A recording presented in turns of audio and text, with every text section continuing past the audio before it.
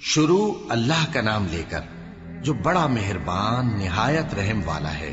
کاف ہا یا عین صاد، یہ تمہارے پروردگار کی مہربانی کا بیان ہے جو اس نے اپنے بندے زکریا پر کی تھی جب انہوں نے اپنے پروردگار کو دبی آواز سے پکارا اور کہا کہ اے میرے پروردگار، میری ہڈیاں بڑھاپے کے سبب کمزور ہو گئی ہیں اور سر سفید بالوں کی وجہ سے چمکنے لگا ہے، اور اے میرے پروردگار، میں تجھ سے مانگ کر کبھی محروم نہیں رہا، اور میں اپنے بعد اپنے بھائی بندوں سے ڈرتا ہوں، اور میری بیوی بانجھ ہے، پھر بھی مجھے اپنے پاس سے ایک وارث عطا فرما جو میری اور اولاد یعقوب کی میراث کا مالک ہو، اور اے میرے پروردگار، اس کو خوش اخلاق بنائیو۔ فرمایا اے زکریا، ہم تم کو ایک لڑکے کی بشارت دیتے ہیں جس کا نام یحییٰ ہوگا، اس سے پہلے ہم نے اس نام کا کوئی شخص پیدا نہیں کیا۔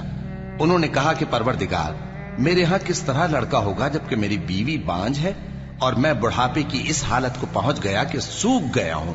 حکم ہوا کہ اسی طرح ہوگا، تمہارے پروردگار نے فرمایا ہے کہ مجھے یہ آسان ہے، اور میں پہلے تم کو بھی تو پیدا کر چکا ہوں اور تم کچھ چیز نہ تھے۔ کہا کہ پروردگار، میرے لیے کوئی نشانی مقرر فرما۔ فرمایا نشانی یہ ہے کہ تم صحیح و سالم ہوتے ہوئے 3 رات دن لوگوں سے بات نہ کر سکو گے۔ پھر وہ عبادت کے حجرے سے نکل کر اپنی قوم کے پاس آئے تو ان سے اشارے سے کہا کہ صبح و شام تسبیح کرتے رہو۔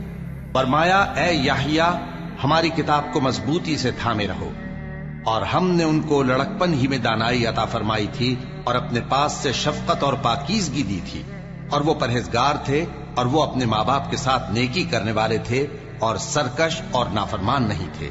اور جس دن وہ پیدا ہوئے اور جس دن وفات پائیں گے اور جس دن زندہ کر کے اٹھائے جائیں گے ان پر سلام ہے۔ اور کتاب یعنی قرآن میں مریم کا بھی تذکرہ کرو، جب وہ اپنے لوگوں سے الگ ہو کر مکان کے مشرقی حصے میں چلی گئیں، پھر انہوں نے ان کی طرف سے پردہ کر لیا تو ہم نے ان کی طرف اپنا فرشتہ بھیجا، سو وہ ان کے سامنے ایک خوبصورت مرد کی صورت میں آیا۔ مریم بولی کہ اگر تم پرہیزگار ہو تو میں تم سے بچنے کے لیے رحمان کی پناہ لیتی ہوں۔ فرشتے نے کہا کہ میں تو تمہارے پروردگار کا بھیجا ہوا یعنی فرشتہ ہوں، اور اس لیے آیا ہوں کہ تمہیں پاکیزہ لڑکا بخشوں۔ مریم نے کہا کہ میرے ہاں لڑکا کیوں کر ہوگا جبکہ مجھے کسی مرد نے بطور شوہر چھوا تک نہیں اور میں بدکار بھی نہیں ہوں۔ فرشتے نے کہا کہ یوں ہی ہوگا، تمہارے پروردگار نے فرمایا کہ یہ مجھے آسان ہے اور میں اسے اسی طریق پر پیدا کروں گا تاکہ اس کو ہم لوگوں کے لیے اپنی طرف سے نشانی اور ذریعہ رحمت بنائیں، اور یہ کام مقرر ہو چکا ہے۔ چنانچہ وہ اس بچے کے ساتھ حاملہ ہو گئیں اور اسے لے کر ایک دور جگہ چلی گئیں۔ پھر درد ذہ ان کو کھجور کے تنے کی طرف لے آیا، کہنے لگی کہ کاش میں اس سے پہلے مر چکتی اور بھولی بسری ہو گئی ہوتی۔ تب ان کے ٹیلے کے نیچے کی جانب سے فرشتے نے ان کو آواز دی کہ غمناک نہ ہو، تمہارے پروردگار نے تمہارے نیچے ایک چشمہ پیدا کر دیا ہے، اور کھجور کے تنے کو پکڑ کر اپنی طرف ہلاؤ، وہ تم پر تازہ عمدہ کھجوریں گرائے گا، تو کھاؤ اور پیو اور آنکھیں ٹھنڈی کرو۔ اگر تم کسی آدمی کو دیکھو تو کہنا کہ میں نے اللہ کے لیے روزے کی منت مانی، تو آج میں کسی آدمی سے ہرگز کلام نہیں کروں گی۔ پھر وہ اس بچے کو اٹھا کر اپنی برادری والوں کے پاس لے آئیں۔ وہ کہنے لگے کہ مریم، یہ تو نے برا کام کیا۔ اے ہارون کی بہن، نہ تو تیرا باپ ہی برا آدمی تھا اور نہ تیری ماں ہی بدکار تھی۔ تو مریم نے اس بچے کی طرف اشارہ کیا۔ وہ بولے کہ ہم اس سے کہ گود کا بچہ ہے کیسے بات کریں؟ بچے نے کہا کہ میں اللہ کا بندہ ہوں، اس نے مجھے کتاب دی ہے اور نبی بنایا ہے، اور میں جہاں ہوں اور جس حال میں ہوں اس نے مجھے صاحب برکت بنایا ہے، اور جب تک زندہ ہوں مجھ کو نماز اور زکوٰۃ کا ارشاد فرمایا ہے، اور مجھے اپنی ماں کے ساتھ نیک سلوک کرنے والا بنایا ہے اور سرکش و بدبخت نہیں بنایا، اور جس دن میں پیدا ہوا اور جس دن مروں گا اور جس دن زندہ کر کے اٹھایا جاؤں گا مجھ پر سلام ہے۔ یہ مریم کے بیٹے عیسیٰ ہیں، اور یہ سچی بات ہے جس میں لوگ شک کرتے ہیں۔ اللہ کو شایع نہیں کہ کسی کو بیٹا بنائے، وہ پاک ہے، جب کسی چیز کا ارادہ کرتا ہے تو اس کو یہی کہتا ہے کہ ہو جا تو وہ ہو جاتی ہے، اور بے شک اللہ ہی میرا اور تمہارا پروردگار ہے، تو اسی کی عبادت کرو، یہی سیدھا رستہ ہے۔ پھر اہل کتاب کے فرقوں نے باہم اختلاف کیا، سو جو لوگ کافر ہوئے ہیں ان کو بڑے دن یعنی قیامت کے روز حاضر ہونے سے خرابی ہے۔ وہ جس دن ہمارے سامنے آئیں گے کیسے سننے والے اور کیسے دیکھنے والے ہوں گے، مگر ظالم آج کھلی گمراہی میں ہیں، اور ان کو حسرت و افسوس کے دن سے ڈرا دو جب بات فیصل کر دی جائے گی اور وہ غفلت میں پڑے ہوئے ہیں اور ایمان نہیں لاتے۔ ہم ہی زمین کے اور جو لوگ اس پر بستے ہیں ان کے وارث ہوں گے، اور ہماری ہی طرف ان کو لوٹنا ہوگا۔ اور کتاب میں ابراہیم کا ذکر کرو، بے شک وہ نہایت سچے تھے، پیغمبر تھے۔ جب انہوں نے اپنے باپ سے کہا کہ ابا، آپ ایسی چیزوں کو کیوں پوچھتے ہیں جو نہ سنیں اور نہ دیکھیں اور نہ آپ کے کچھ کام آ سکیں؟ ابا، مجھے ایسا علم ملا ہے جو آپ کو نہیں ملا، تو میرے ساتھ ہو جائیے، میں آپ کو سیدھی راہ پر لے چلوں گا۔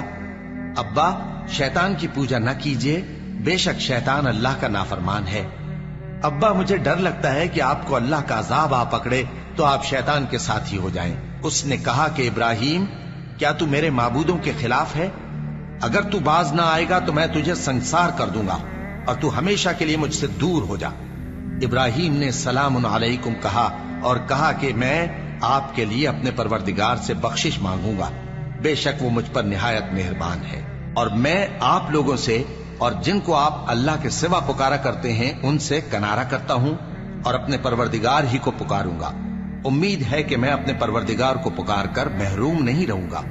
اور جب ابراہیم ان لوگوں سے اور جن کی وہ اللہ کے سوا پرستش کرتے تھے الگ ہو گئے تو ہم نے ان کو اسحاق اور اسحاق کو یعقوب بخشے اور ہر ایک کو پیغمبر بنایا، اور ہم نے ان کو اپنی رحمت سے بہت سی چیزیں عنایت کی اور ان کا ذکر جمیل بلند کیا۔ اور کتاب میں موسیٰ کا بھی ذکر کرو، بے شک وہ ہمارے برگزیدہ تھے اور رسول تھے، نبی تھے، اور ہم نے ان کو طور کی داہنی طرف سے پکارا اور باتیں کرنے کے لیے نزدیک بلایا، اور اپنی مہربانی سے ان کو ان کا بھائی ہارون پیغمبر بنا کر عطا کیا۔